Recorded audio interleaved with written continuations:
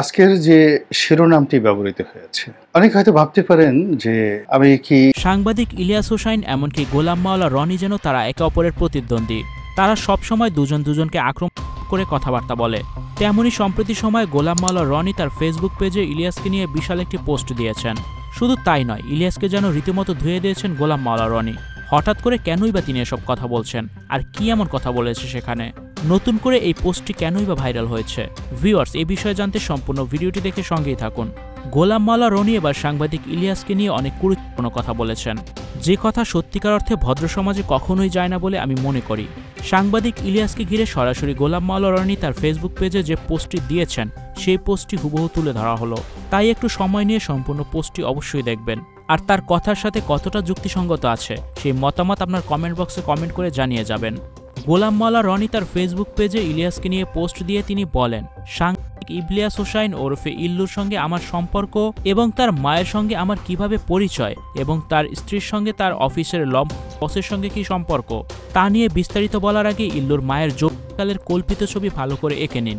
মানসিক বিগ্রস্ত মানবরূপী সাক্ষাৎ শয়তান ইল্লু সামাজিক মাধ্যমে যা কিছু করেছে তার জন্য তার জন্ম ত্রুটি, তার বাবার অনৈতিক জীবন এবং নিজের পার্সোনাল জীবনই দায়ী। স্টুডিও 4D আপনাদের জন্য নিয়ে এসেছে শীতাতাপ নিয়ন্ত্রিত স্টুডিওর সুবিধা, আছে অত্যাধুনিক মেকআপ রুম। বিস্তারিত জানতে এখনই কল করুন 01974860664। হাউসটি দেখতে চলে আসুন আমাদের ঠিকানায় শেখেরটেক রোড নাম্বার 9, বাড়ি 24। তার জীবনে হতাশার নেপথ্যে কারণ বর্ণনা করলেই বুঝবেন কেন সে বুনো মতো সারাক্ষণ শব্দ করে আর মন্দ চিন্তা এবং মন্দক্রমে ব্যস্ত থাকে। ইলিয়াসের বাল্যকাল থেকে শুরু করে তিনি বলেন, ইল্লু যখন বালক তখন তার মা কয়েকটি হোটেলে নিয়মিত যাওয়া আসা করত। কখনো তার বাবা, আবার কখনো বালক ইল্লু তাকে হোটেলে নিয়ে আসত এবং মায়ের ফিরে আসা না পর্যন্ত লবিতে অপেক্ষা করত। একদিন কোনো এক নবীর কবলে পড়ে মহিলা রক্ত হলো, পুরো হোটেলে হইচই পড়ে গেল। পুলিশ এসে তাদের উদ্ধার করে ঢাকা মেডিকেলে নিয়ে গেল। আমি তখন জরুরি বিভাগে ছিলাম। ইল্লুর কান্না এবং লোকজনের হইচই শুনে এগিয়ে আসলাম।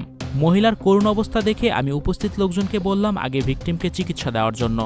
সেই দিন ইল্লু এবং তার মা যে কৃতজ্ঞতা নিয়ে আমার দিকে তাকিয়েছিল তা নিজ চোখে না দেখলে কখনোই বোঝাতে পারবো না।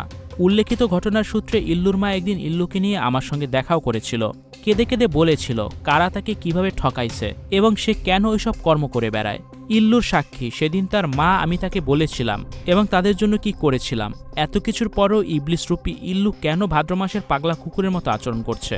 ভিউয়ার, সাংবাদিক ইলিয়াসকে নিয়ে তিনি যে এইভাবে কথাগুলো বলেছেন, এতটা ছোট করে কথাগুলো বলেছেন, এই বিষয়টাকে সত্যিকার অর্থে আপনি আসলে কিভাবে দেখছেন? একজন মানুষ আরেকজন মানুষের সাথে শত্রুতা থাকতেই পারে, কিন্তু একে অপরের এইভাবে গল্প সাজিয়ে এত বড় পোস্ট লিখে কাউকে হেয় করার মানে কি? অবশ্যই আপনার মূল্যবান মতামত কমেন্ট করে জানাবেন কমেন্ট বক্সে। Icon focus 24 TV, powered by 4D Fourth Dimension। আমাদের চ্যানেলটি সাবস্ক্রাইব করে আমাদের সাথে থাকুন।